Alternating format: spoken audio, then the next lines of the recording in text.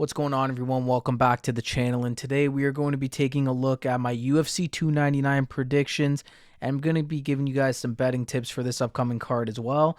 We got a lot to get through, so without further ado, let's get into it. So the first fight we're going to be taking a look at is Robelis Despaigne versus Josh Parisian. Despaigne 4-0-0, looks really good and looks like an exciting prospect. I ain't gonna take him to get the job done here. Obviously, I don't think Parisian's too good, and I think there's a reason Robelis is getting him in his UFC debut. So give me Robelis to get the win here. I think knockout is likely too. These guys are big boys, and yeah, let's move on to the next one. Next up is Felipe Lins versus Ion Cutelaba, and I don't even know if this fight's still happening, to be honest with you. I can't find odds for it on any sports book, and whatever, I guess I'll just talk about it anyways. I think Felipe Lins is going to win. I think Ion Cutelaba is just not very good, and I think Lins, being a little bit of the bigger guy, Cutelaba obviously struggles with them because he's so small, and yeah, I think Lins will get the job done pretty comfortably.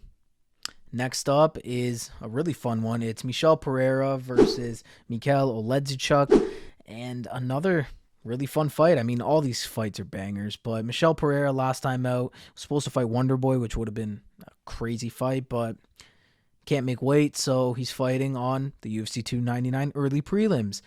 And I think he will probably get the job done here. I think Pereira's passed a lot of these guys, a lot of these unranked contenders. While I do think Oleksiejczuk's good, not good enough, and give me Pereira here. I wouldn't be surprised if he gets a finished either, so maybe sprinkling something there won't be a horrible option. Next up is another fun fight, of course. Pedro Munoz versus Kyler Phillips. Kyler Phillips is a slight favorite in this one, and I think it's good reason. I think he'll go out there and win. I think it's going to be a pretty boring fight, though. I think it's going to be just 15 minutes of scrapping, maybe a heavy spar, and then Phillips is going to win the fight because Pedro just can't win fights anymore for some reason. And I don't think Kyler has enough to get him out of there because Pedro is super durable unless you poke him in the eye. So, yeah, Kyler Phillips, decision. I might sprinkle a bit on that, and let's get on to the next one. Now on to a fight that makes completely zero sense. We have Mateus Gamrot versus Rafael dos Anjos. And I don't really know why this fight was made because these two guys are worlds apart from each other, in my opinion. I'm going to be taking Mateus Gamrot to win this fight. I think the biggest lock of the night, if you want me to give one out, is Mateus Gamrot to win via decision. I think you're guaranteed for that to happen. Gamrot's not knocking anybody out. Definitely not submitting a guy like RDA. So I think that's what's going to happen here. I think age plays a big factor into this one, and I think Gamrot's just going to have more in the tank to go out there and get the victory. Next up is Caitlin Saramanera versus Macy Barber. Caitlin changed her name, and I don't know why, but she is a slight underdog at plus 165 with Macy Barber coming in at minus 200. Think there's value there. I don't know. I probably would take Macy Barber in this fight. You never know with the female fights, though. They could go either way a lot of the time, but Macy's been on a good run recently. She's strung together a couple of wins, and I think she'll probably go out there and get the victory. Not one I'm going to be betting on a lot, though, to be honest. Now on to the featured prelim fight, which is Curtis Blaydes versus Jailton Almeida. A number one contenders match as the featured prelim. You know this card's stacked. In this one, I've been so torn. I've been going back and forth with both of these guys. They both sit at minus 110, so either way, you're going to get good value with whoever you take, but I think ultimately in the end, I'm going to go with Jailton Almeida, even though last time out he kind of pissed me off because that fight was horrible with Derek Lewis. But Jailton Almeida, he's been a little more active recently too. Blaydes is coming off of that knockout against Pavlovich, and that's just not a good thing to come back to. But I'm interested to see where Jailton can win this fight because I don't think he's going to be able to wrestle with Blaydes the entire time.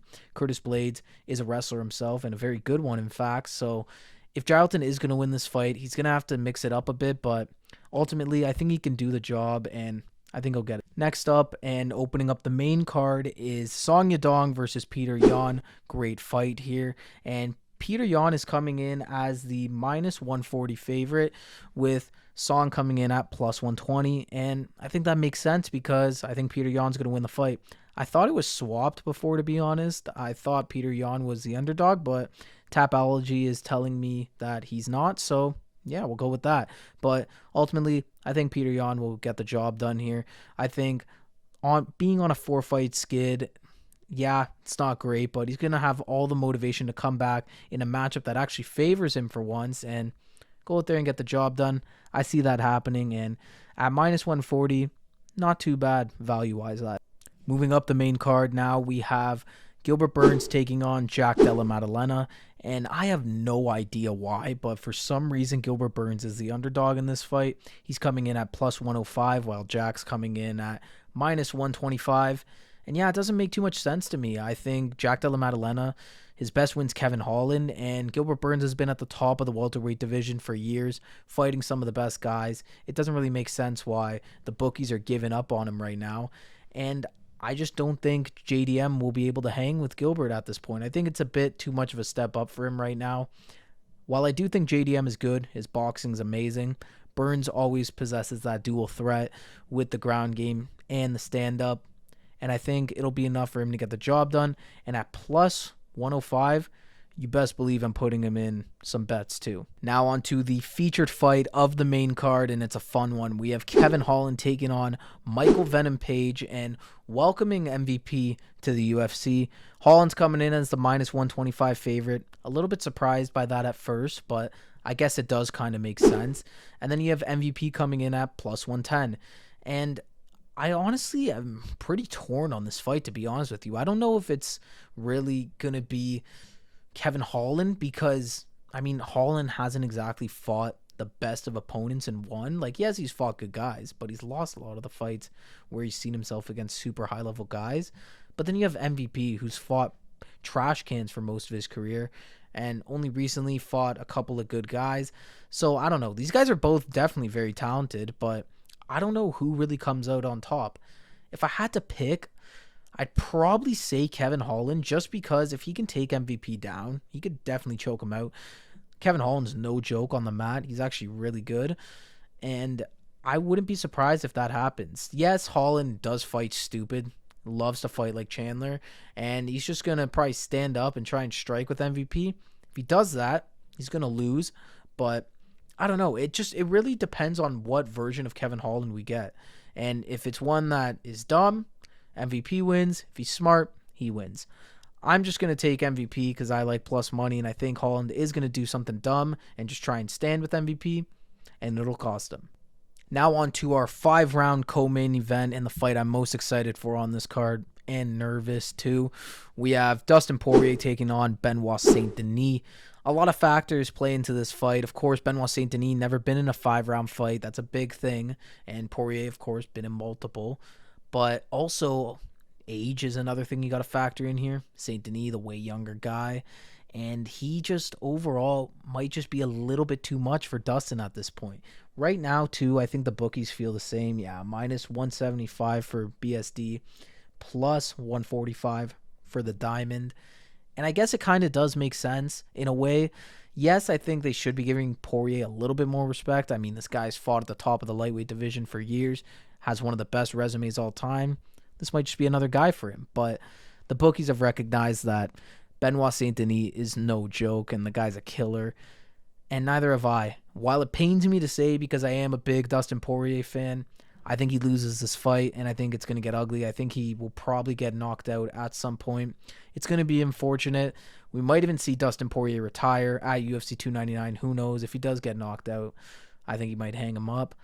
So, yeah, I'm going to be taking Benoit Saint Denis. Not one I would bet on, though, because I still think Dustin stands a good chance, but I don't know. I am going to be taking Benoit Saint Denis, and there is value with the bet. Lastly, but certainly not least, we are on to our main event. Sugar Sean O'Malley versus Marlon Chito Vera for the bantamweight title. And this one, I don't know if it's really going to be as close as a lot of people think. Yes, people think this is going to be close because of last time Chito Vera won. And now I think everybody recognizes that O'Malley is the better fighter. And that's why they think it's going to be close. But if you actually go back and watch that first fight between Chito and Sean, you could see that Sean was actually getting the better of Chito a lot in that fight before the kick. And I don't think it's going to be any different this time out, except I don't think he's going to get that kick. And I think Sean is just going to be too much for him in the end. I think he's faster. I think he's stronger. And I think he's just overall a better fighter at this point. I think he grew a lot from the Jan and the Aljo wins. And he's going to be in front of a Miami crowd that'll probably be on his side, and he'll definitely be looking to take Cheeto's lights out. Yes, Cheeto is durable, and a lot of people think that there's no chance Sean knocks him out because no one really ever has knocked Cheeto out. So I think that will change, though, on Saturday. I think Sean O'Malley will get the knockout. I think eventually it'll just be too much for Cheeto, and he won't be able to go all 25. Sean will probably get a late finish and stay the bantamweight champion of the world. Not a ton of value betting-wise with this one, though. Sean's coming in at minus 245, and then you have Cheeto coming in at plus 200. A little bit of value on Cheeto because, yes, he has beat him before, but if you actually look at the circumstances, probably not the best idea, but what do I know? And yeah, that's going to be my pick. I'm taking Sean O'Malley by knockout. That's it for this one, though. Thank you all for watching. Those are my UFC 299 predictions. If I had to pick my favorite bets on the card, it's probably Gilbert Burns, Peter Yan, both of those guys. Parlay that together. Probably a pretty nice return. Maybe even add Sean O'Malley in there. Don't get too carried away, though. And yeah, ton of fun bets to be making on this card. And stay tuned throughout the week. I'm going to be posting a couple of my parlays that I make, and I'll be letting you guys know what I do, and you guys can maybe tail them if you want. But yeah, thank you all for watching once again, and I'll see you in the next one.